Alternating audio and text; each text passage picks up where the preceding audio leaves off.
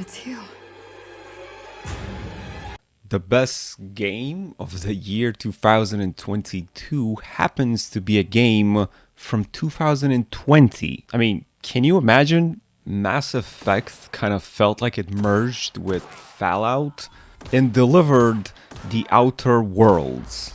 I mean, you get where this is kind of going. It's new, but it's sort of familiar. It's good that it's familiar, because I tried playing Sifu like 2 days ago. Everyone's been doing a review on it, and I lost interest. So I need something that I know how to play.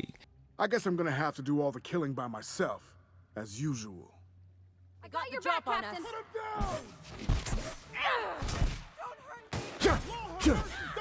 And honestly, this really feels fresh. Like Freelancer, remember Freelancer? Yeah, well, back then technology wasn't so advanced, but this could have been Freelancer in the early 2000s. Very refreshing, I must say. I've never ever played a video game just like this before. This is my first time. As your engineer, I advise you not to set foot on that. Corporate lifestyle on a distant space with Earth-like atmosphere ready to be inhabited, since something very bad has happened to our planet and humans need to spread out and find new homes. Satirical slogans on the walls, posters, and sarcastic one-liners is what kind of keeps the humor on its feet. You know, Mass Effect, where everything was very serious and the galaxy was about to come to an end, well, not here. You don't get that urge or that seriousness. It's more laid back and it kind of lets you do whatever you want. There's no sense of impending doom. People here are just trying to survive, go on with their jobs, and they're all taking it day by day, which is exactly how you will be taking the quest as well. It's just feels a bit random, feels about laid back, and you're just helping everyone in their lives. Everything about the outer world feels and plays a bit like a westerner. It's a western movie, except it's in space. Excuse me, I'm from Edgewater on Terra 2. If you'll pardon my saying, nobody I know's ever heard of you. Help me clear out and repair the press, and I will have no need for that rust bucket of a radio tower.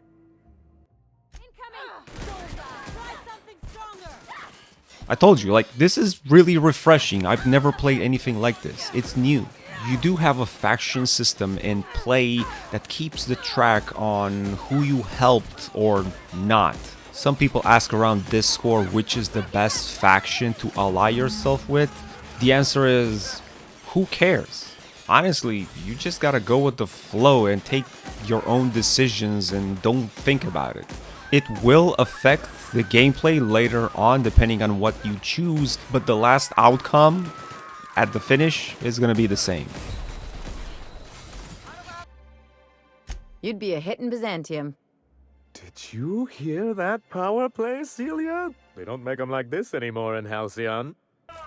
In fact, these faction people won't really care about what you do. And this reminds me of Elder Scrolls Oblivion, where you took decisions and you made all sorts of things throughout the game, and by the end, there was no difference in the final cutscene. You also get companions, which is very Mass Effect-like, and you get to do quests for them. None of these companions stood out to me much. Mass Effect has very, very different personalities in the people that surround you. Two quests, however, from two different companions, my girls, were really different and outstanding. In one quest, you had to mend a gay relationship and help out with love issues. And in the other one, involving my girl, the doctor, and her family, that declared her deceased just so they can collect the insurance money. Pretty crazy stuff, but I love those quests. Both of them were very interesting. Unfortunately, did not lead to anything special. You! Oh, good. You're not shooting at me. That's a start. Yes, I imagine he does. But we all have problems. It is the human condition. I am myself ensnared in this wretched place. Each companion that you bring along has the ability to boost certain stats that you have. So if they're with you in a party, your stats will be boosted. And speaking about all of this, there's a class building sort of vibe. You can do your own personal build, and this has replayability for sure. The combat when you start feels very difficult, at least it felt to me. You'll constantly run out of bullets. You never have enough bullets, and you just don't have enough passive skills to deal damage or unlock hack doors.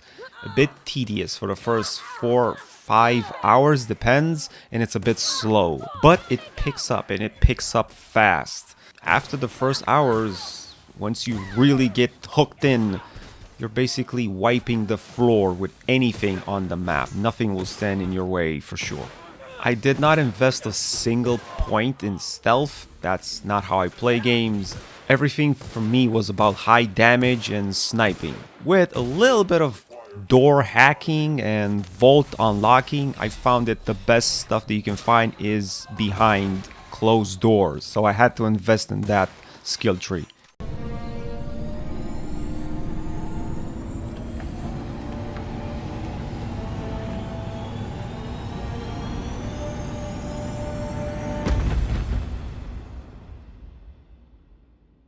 Funny enough, your ship is called Intuitive the Unreliable.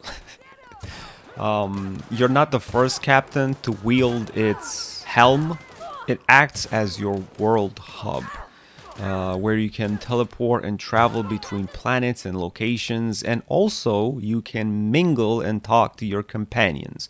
Doing so will probably unlock a couple of options or different quests, sidelines, etc. Similar with Mass Effect. Instead of the Eve that you get in Mass Effect, here we are greeted with the sassy lady called Ada.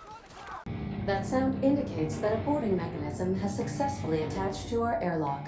Captain, I am pleased to inform you that we are currently in the process of being boarded. Boarded, Captain.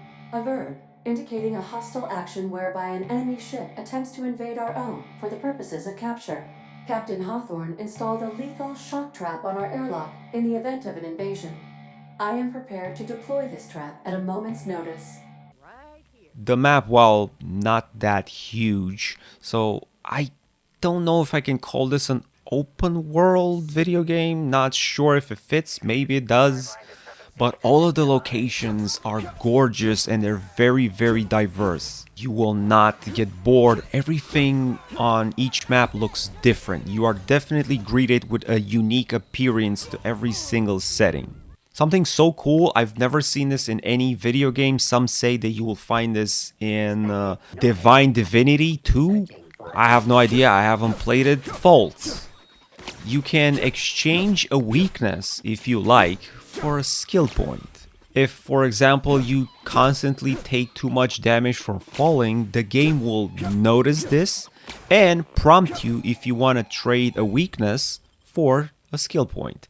I have never ever accepted any of these weaknesses. I didn't feel like the trade-off was good enough for me, but it was very fun to see the game notices how much you suck. There's guns upgrading and modding involved with the weapons. Your favorite stuff, at least, you can change and upgrade, attaching a larger magazine or a silencer for your pistol, giving you an edge in combat. I didn't do a lot of that all the way to the end of the game when I guess it was a bit too late. I didn't want to waste my mods on a weapon that I would have changed, and fair enough, I was changing weapons constantly because there's plenty to go around. And this is the best part, like not in the game but in the inventory system. You can break anything in your inventory for parts so it will not take up any slots. And you can invest skill points into your inventory expansion. This is super, super good. I wish all games will have this inventory management system. Something that I really, really love, decision making. There's plenty of it. And for sure, you will see the difference. Misty pig, did you fancy me a cannibal? Peril.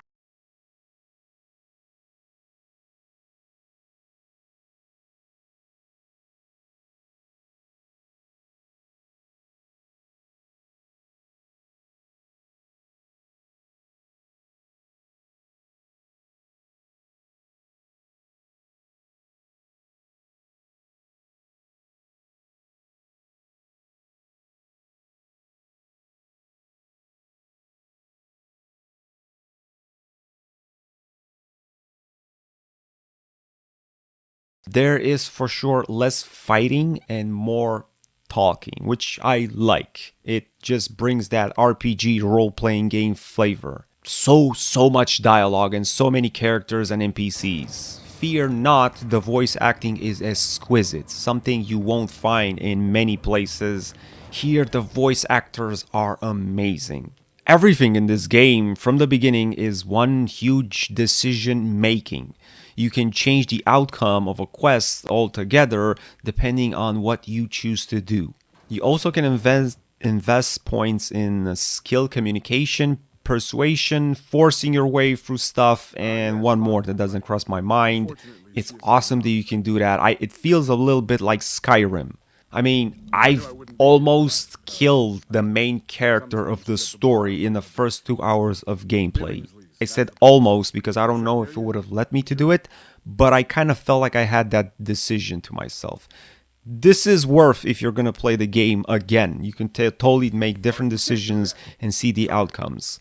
Thumbs up. Huge thumbs up. Traveling between planets, oh, it's so much easier than in Mass Effect. Most games have like this long, boring loading screen or animation. Not here. You just travel between planets in like 1 single second. It's so refreshing. And yeah, did I mention so far that the game came out in 2019 first? I believe it was for Epic Games, but in 2020 it was reintroduced to Steam. And since then, it's been heavily polished. Not one single bug. I played it like a couple of days ago. I finished it in 2022. I think it's almost perfect. I didn't encounter one single broken quest or an NPC or anything like that. Everything, it was how it was supposed to be. Performance, however, I do feel like you need to have a strong computer. I think I had roughly around an average of 70 frames. Played it in 2K resolution, everything set to max. And maybe I kind of expected more frames than that. But hey, I am not complaining. Everything worked perfectly, smooth as butter. This is highly optimized. Kudos to the developers. Load vapors into a liquid propellant tank? I think I know how to do that. No, I can do that. I think. Yes. Mostly? Definitely. Dandy, did I mention the gas is of an extremely volatile nature? Handle it with the utmost of care. For me, because I'm playing this and I've just finished it like a couple of days ago, I think the timing is excellent. I didn't give this a chance in 2020, 2019 when it came out because I had a lot to play. But now, since like there's not much to play out there if you're not considering every single indie game that comes out on a daily basis, this just makes so much sense to pick up. It's amazing. It has almost 40 to 50 hours if you're considering the DLCs as well. By the way, the DLCs are super good.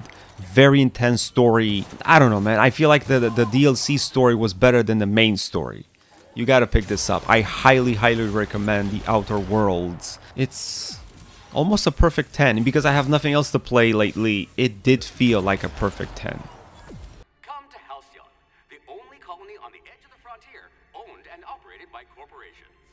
A trip of 10 short years will feel like mere minutes, thanks to the comfort and safety of your very own hibernation chamber.